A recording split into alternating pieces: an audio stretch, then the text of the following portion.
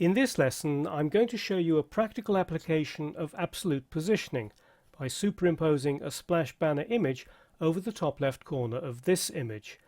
The final result will look like this. Along the way, I'll explain some of the reasons why absolute positioning is rarely, if ever, suitable for complete page layout. It's far more suited for creating effects like this. Let's get to work in Dreamweaver.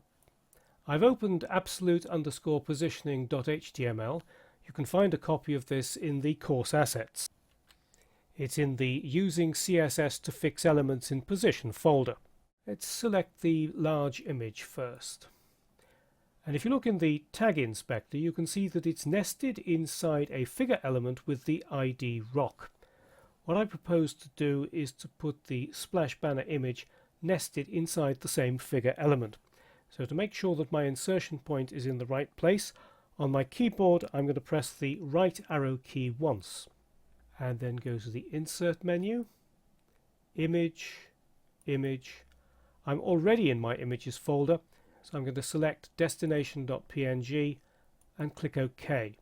Then I'm going to give it some alternate text, and in the ID field on the left I'll give it the ID destination. So I've now made my edits and I'm ready to go into Live View. And in the CSS Designer, select Style. I'm putting all the styles in the head of the page and then create a new selector for that image. It'll be #destination. And to make it absolutely positioned, in the Properties pane, in the Layout section, scroll down a bit, there's Position, set that to Absolute. That immediately puts this image on an independent layer in front of the rest of the content. The text has disappeared behind it. The reason it's in this position is because no offsets have yet been set. So let's use the visual tool to set some offsets. I'm going to scrub the left offset, and as soon as I start doing so, it jumps all the way across to the left, and I can then begin to move it into position. That looks okay. And then with top, I'll scrub that too.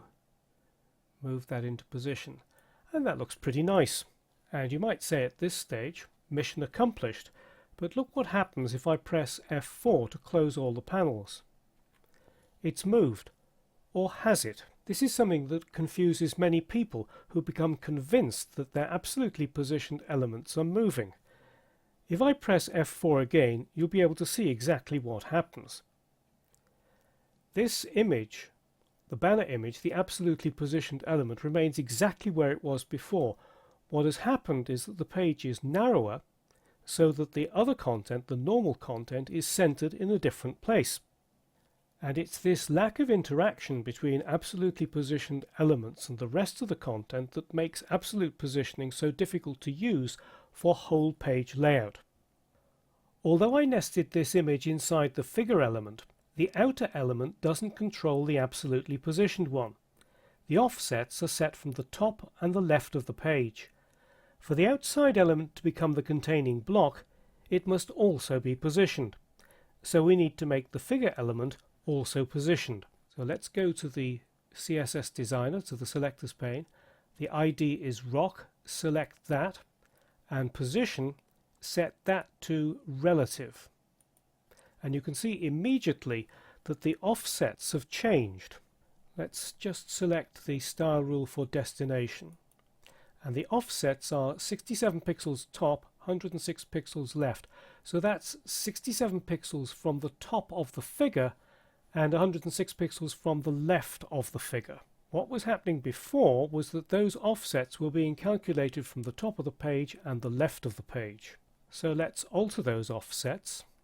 And I'm going to scrub to the left for left, and I'll probably need to go negative. Yes, going negative. That looks pretty good. And again with the top, scrub to the left. That's also a negative offset, and it's brought me to exactly where I want it to be. So let's test it with F4 now by hiding the panels, and they both remain in sync.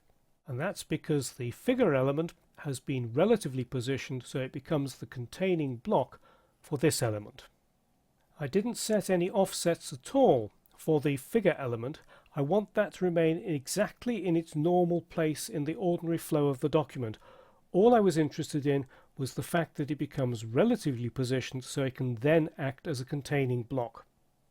Although it seems odd to create a relatively positioned element and not move it, doing so creates the containing block. It's the necessary condition for maintaining control over the absolutely positioned element.